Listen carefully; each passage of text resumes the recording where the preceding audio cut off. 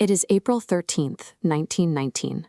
Thousands of men, women, and children are gathered inside the high brick walls of Jallianwala Bagh in Amritsar. They are pilgrims, farmers, and families celebrating the spring festival of Baisakhi. The celebration is cut short by the crack of Lee-Enfield rifles. Without a single warning to disperse, British colonial troops have sealed the only exit and opened fire directly into the packed crowd. This single ambush killed hundreds of civilians and shattered the psychological hold of the British Empire. It sparked a series of political shifts that began the terminal decline of colonial rule in India. To understand how the colonial government arrived at such brutal violence, we have to look at the immediate aftermath of the First World War. Over 1 million Indian soldiers had served the British Crown. In return for that loyalty and blood, they expected a gradual shift toward self-governance. Instead, the British passed the Rowlatt Act. This legislation stripped away civil liberties, allowing colonial authorities to arrest and imprison Indians without trial, to silence growing political dissent. In response, Mahatma Gandhi organized a nationwide movement of satyagraha, a strict strategy of nonviolent resistance and civil disobedience to protest the laws. The strategy was peaceful, but the atmosphere was highly volatile. On April 10th in Amritsar, following the secret arrest of 2 prominent local leaders, protests erupted. In the ensuing chaos, British banks were torched, and several British citizens were killed.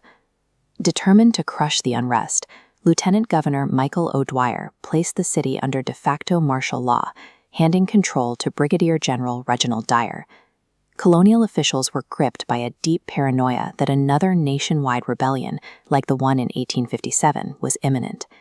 Driven by this fear, they prepared a military response entirely disproportionate to the civil unrest.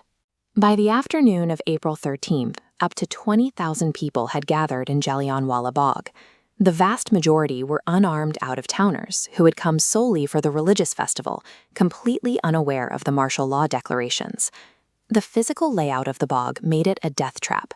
As we can see in this overhead diagram, the open ground is completely enclosed by the backs of buildings.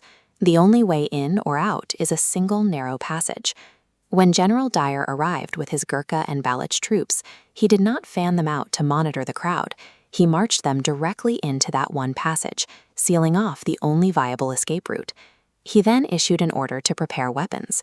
At no point did he give the massive trapped crowd an order to disperse.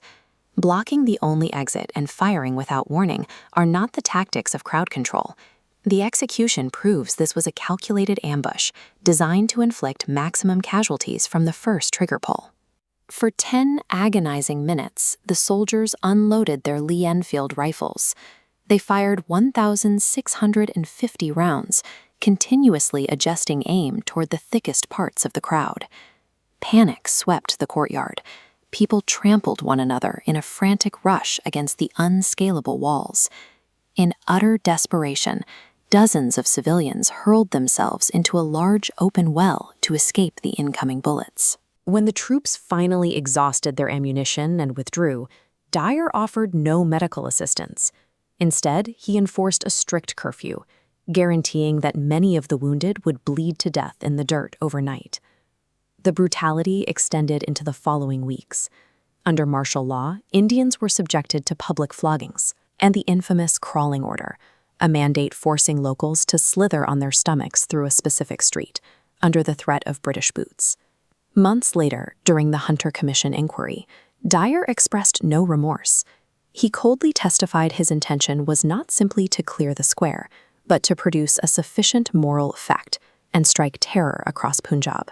He was formally censured, but a significant portion of the British public hailed him as the savior of India. For the colonial subjects, watching a mass murderer be celebrated eroded any lingering belief in the justice of British rule. Because of strict military censorship, it took months for the true scale of the slaughter to reach the rest of the subcontinent. When the details finally broke, the nation recoiled in horror. The intellectual and political elite severed their ties to the crown. Nobel laureate Rabindranath Tagore renounced his British knighthood, writing to the viceroy that such badges of honor only made their shame glaring in the context of their humiliation. Recognizing that appealing to British morality was a dead end, Mahatma Gandhi abandoned his loyalty to the empire. He launched the non-cooperation movement, calling for a nationwide boycott of British institutions and bringing millions into the streets. The massacre became the definitive catalyst that transformed the nationalist movement. Over the coming years, the previous goals of incremental reform within the empire were replaced by an uncompromising demand for Purna Swaraj, complete, total independence. The trauma of that day echoed for decades. Among the thousands trapped in the bog was a 20-year-old orphan named Udham Singh, who had spent the afternoon serving water to the crowd. 21 years later, in 1940, Singh tracked down Michael O'Dwyer, the former governor who had endorsed Dyer's actions. During a meeting at Caxton Hall in London, Singh pulled a revolver and shot O'Dwyer dead. Singh made no attempt to flee. He went to the gallows with a smile, cementing his legacy as the physical embodiment of a memory that the people of India refused to let die. Today, Jallianwala Bagh has been heavily renovated.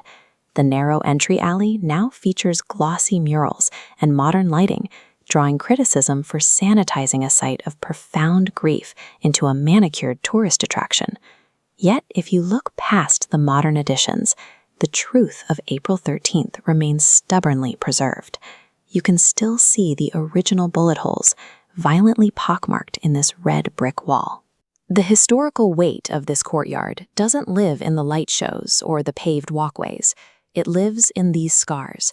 They represent the exact point where Indian cooperation ended and the terminal decline of British rule in the subcontinent began.